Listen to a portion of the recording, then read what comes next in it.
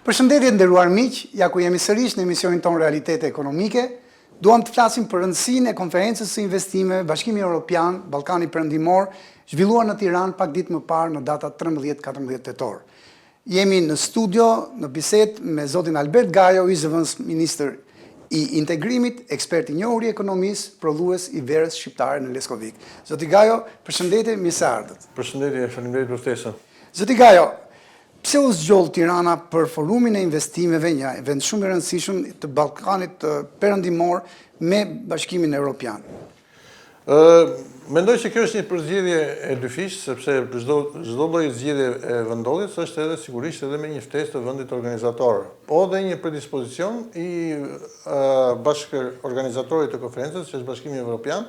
që me sa duket duhet ta kthejnë vëmendjen e investimeve evropiane edhe në Shqipëri, pasi siç dihet në përgjithësi Maqedonia dhe Serbia, si vende më të konkurrente në rajon, kanë një strategji afatgjatë që kanë ndërtuar tashmë për të atraktuar investimet e huaja dhe veçanërisht ato evropiane në vendet e tyre. Në Shqipëri, kjo lloj strategjie për të nxitur këto lloj investime direkte në sektorët prodhues të Shqipërisë ka munguar, sepse ne e dimë që prioritetet e Shqipërisë në këtë periudhë ka qenë kryesisht sektorë si bujqësia dhe tash turizmi dhe nuk ka qenë fokusuar pikërisht në këtë lloj. Mendoj që është një konferencë që i përputhet interesave të dy palëve, edhe të Bashkimit Evropian, edhe të Shqipërisë, po dhe gjithë rajonit në përgjithësi. A kishte rëndësi fakti që mori pjesë dhe përshëndeti forumin presidentja e Bashkimit Evropian, Ursula von der Leyen? Nëse po, pse sipas jush? Kjo është mendoj që mund të jetë nga konferencat që kanë një bazë shumë të fuqishme për dy arsye, edhe andaj mendoj që ka ardhur dhe vetë përfaqësuese më lartë e Bashkimit Evropian. E para njerë që fokusi i Bashkimit Evropian në Ballkanin Perëndimor është shumë më i lartë dhe ka fatet tash që janë konkrete për integrimin e këtyre vendeve. Por unë shikoj më të rëndësishme faktin që në këtë kaos ekonomik ndërkombëtar, kur tregjet po lëvizin në mënyrë shumë dinamike dhe ndryshimet veçanërisht edhe nga politikat e Trumpit të politikave ekonomike, por edhe gjeopolitika e ka bërë që Ballkani Perëndimor të jetë në qendër dhe duhet të jetë në qendër të vëmendjes dhe me sa duket Evropa e ka konsideruar ose e konsideron si një vend hub për të transferuar një pjesë të madhe të investimeve qoftë nga vendet e tjera që cilat nuk kanë ato riskjet, që cilat kanë riskjet ekonomike por edhe tarifore në vende të cilat do të jenë në perspektivë për një periudhë afatmesme vende anëtare dhe do të krijojnë një siguri më të madhe për investimet afatgjata të Bashkimit Evropian. Dhe kuptohet që dhe afërsia janë, por ne e dimë shumë mirë, veçanërisht në Shqipëri, ka pengesat të veçanta dhe që ato duan që gjatë procesit të integrimit evropian të krijojnë kushtet e favorshme në drejtim të thithjes së këtyre investimeve. Pra ishte në një vëmendje të dyfisht edhe të biznesit evropian që tashmë BE-ja po fokusohet në Ballkanin Perëndimor, pra shikoni si një mundësi jo vetëm vendet e Azisë, Kinën,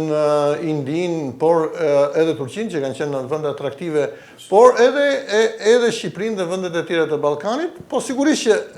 duhet ketë të njëjtën vëmendje, jo thjesht një reklam ditore që ardhi presidentja e Bashkimit Evropian dhe organizuan këtë konferencë, edhe për vendet e tjera të Ballkanit, veçanërisht për Shqipërinë, për të ndërtuar politika miqësore, jo vetëm sepse unë nuk jam dakord me atë idenë e krijimit të kushteve specifike për investimet e huaja, por për investimet e biznesit në përgjithësi. Pra për krijimin e kushteve jo vetëm për të nxitur biznesin e huaj, por edhe për gjallërimin e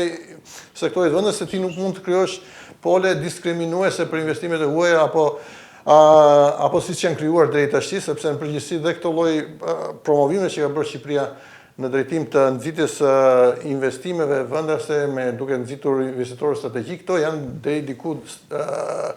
janë diku diskriminuese dhe nuk janë ato politika që realisht kërkojnë mbështetjen këtë lloj investimesh. Ju përmendët praninë masive, zoti Gajo, të kompanive evropiane, 150 kompani të mëdha, shumica evropiane, i bën një pjesë në forum. A mund të arrijnë në gjykimin tuaj të 6 miliard euro që Bashkimi Evropian në planin e rritjes ka programuar të shpërndajnë në vendet e Ballkanit Perëndimor në 3 vitet e ardhshme që të rreqin edhe më shumë kompani të mëdha perëndimore?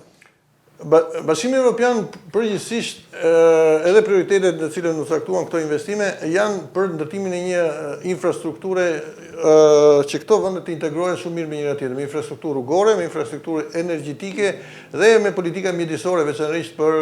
prodhimin e energjisë elektrike. Pra këto janë bazën në cilën BE mbështet të lloj zhvillimi dhe këtë lloj nxitje të investimeve tuaja. Pastaj janë vendet përkatëse individuale që ndërtojnë politikat administrative, taksave dhe politikave të tjera fiskale, të cilat do të nxisin dhe një stabilitet sigurisht të këtyre tre gjërave dhe këtyre politikave do të nxisin këtë lloj investimesh. Por sigurisht që ne kemi edhe pengesa,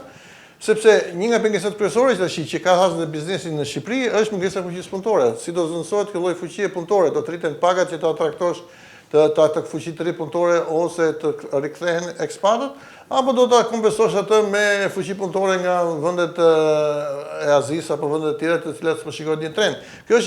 është një çështje për të diskutuar, sepse në parim neve kemi mundësi që të ndërtojmë politika të trajtojmë jo vetëm investimet e huaja, por të rikthejmë edhe një pjesë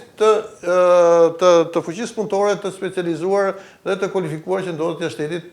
për t'i traktuar ata, për t'i rikthyer dhe për të qenë ata pjesë e këtij procesi zhvillimi, kur Shqipëria për 3-4 vjet mendoj që do të jetë pjesë ose do të ketë një datë të përcaktuar për të hyrë si vend antar në Bashkimin Evropian. A përfaqësoi për Shqipërinë Forumi i Tiranës një mundësi të artë për të rritur profilin e vendit si destinacion i sigurt dhe atraktiv për investimet e huaja, sidomos të kompanive të mëdha të evropiane perëndimore?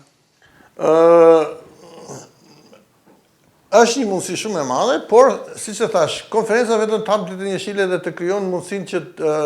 për dy arsye, të krijon mundësi që BE-ja të thotë jam i fokusuar dhe do të investoj në këtë lloj sektorësh dhe këto vende e kanë perspektivën e Bashkimit Evropian. Pra ky është sinjali. Sinjalin kryesor do ta marrë vetë qeveria shqiptare. Domethënë në kuptimin e asaj që të krijojë mundësitë